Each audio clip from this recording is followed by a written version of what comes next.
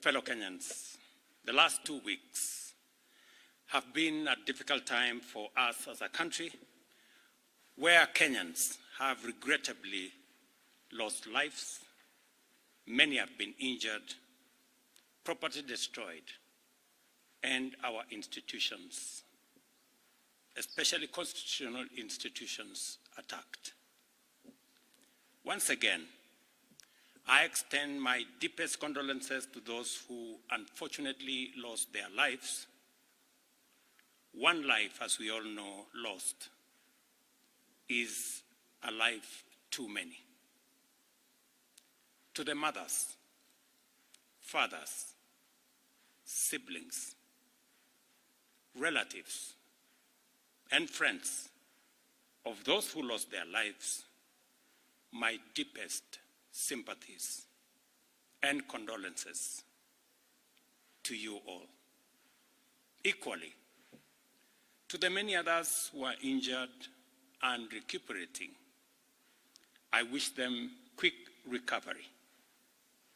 The government of Kenya will support all those who've lost their lives and those who've been injured. Despite all this, as a nation, we are finally discussing issues.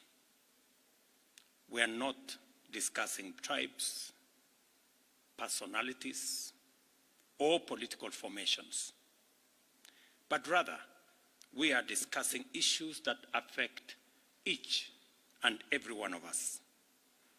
Issues of taxation, debt, budget, corruption, the cost of living, unemployment, and opportunities for all Kenyans, especially our young people. If you go back on my Twitter account, I made a commitment to the country in 2019-2020 that the conversation in Kenya is going to change. It is not going to be about personalities. It is not going to be about positions. It is not going to be about tribes. It is going to be about issues. Today, that situation is true, that we are having a conversation about issues in our country. We must all be proud of ourselves that we have managed to elevate the debate in our country to the level of issues that affect all of us. I am very happy that we are having a conversation about jobs for our young people, about opportunities for business, about manufacturing, about taxation, about debt, and all the other things that are important to all of us. I make this statement to highlight the actions taken in response to the overwhelming public feedback in the recent days, and to fulfill my commitment to continuously and effectively listen to the people of Kenya, and to underscore my intention to always take public contributions in good faith, applying them to enrich policy making, governance, and government programs. Public debt is and continues to be a major point of engagement and conversation in Kenya. I have today appointed an independent task force to carry out a comprehensive forensic audit of our public debt and report to us in the next 3 months.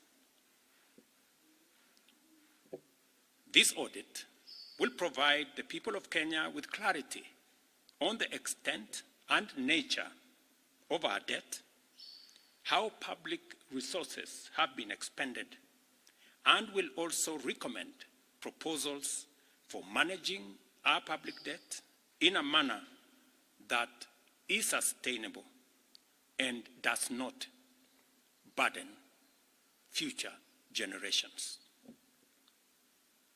The consequence of withdrawing the finance bill is the reduction of our revenue targets by 346 billion. Over the last few days, our Treasury team has been assessing the adverse impact of either reducing the budget by 346 billion in full or borrowing the 346 billion in full. And cutting the entire amount in our assessment would significantly and drastically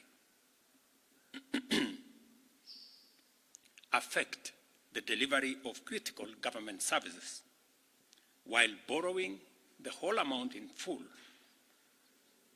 will occasion a fiscal deficit by a margin that would have significant repercussions on many sectors, including our exchange rates and interest rates. We have since, after extensive consultations, struck a middle ground, and we will be proposing to the National Assembly a budget cut of not the entire 346, but a budget cut of 177 billion, and borrowing the difference. Whatever we are going to borrow, the difference, will increase our fiscal deficit from what I intended to be 3.3% of our GDP. It will now go up to 4.6% of GDP, still lower than last year, and will be used to fund some of our critical government services. We will use the money that we will borrow to protect funding for some of the critical areas that the people of Kenya have asked me to protect. They include hiring of junior secondary school teachers and medical interns, funding the milk stabilization program for our dairy farmers, reviving our stalled road projects that are in many parts of Kenya, retaining the fertilizer subsidy program that has helped us manage our cost of living, settling the debt owed to farmers in our coffee sector, capitalizing the coffee cherry fund to support our farmers in that sector, enabling public-owned sugar mills to pay outstanding debts to sugarcane farmers for their deliveries, additional funding for higher education, new funding model that was in our plan will now receive additional funding, settling arrears owed to counties, settling arrears for NGCDF, and settling arrears for our pensions. Accordingly, in keeping with the enhanced austerity measures we have committed to implement and align government expenditures within the budgetary implications of the withdrawal of the Finance Bill 2024, the following actions shall be taken with immediate effect towards the realization of the new budget.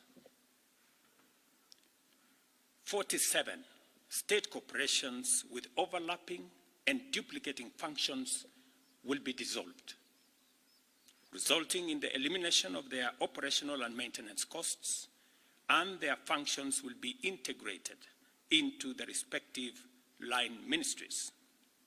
Staff currently employed by the affected corporations will be transferred to ministries and other state agencies within government. The decision to fill the position of Chief Administrative Secretaries is hereby suspended.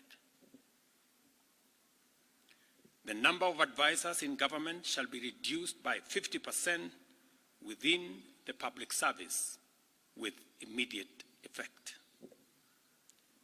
Budget lines providing for the operations of the Office of the First Lady, the spouse of the Deputy President, and the Prime Cabinet Secretary will be removed. Similarly, the budget provisions for confidential budgets in various executive offices, including my own office, have been removed, and the budget for renovations across government reduced by 50%. Henceforth, public servants who attain the retirement age of 60 shall be required to immediately proceed on retirement with no extensions to their tenure of service whatsoever. The purchase of new motor vehicles by the government is suspended for 12 months, except for security agencies, while a new policy on transport for public officers will be developed. All non-essential travel by state and public officers is hereby suspended. No state officer or public servant shall participate in public contributions or haram phase going forward. The Attorney General is hereby directed to prepare and submit legislation to this effect and develop a mechanism for structured and transparent contributions for public, charitable, and philanthropic purposes.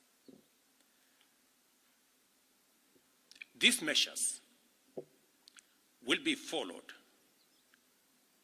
by changes in government that I will be making shortly. We are determined to carry out this and other interventions to improve the quality, efficiency, and transparency in serving the people of Kenya and ensure that citizens receive maximum value for their resources from a public sector that prioritizes their welfare.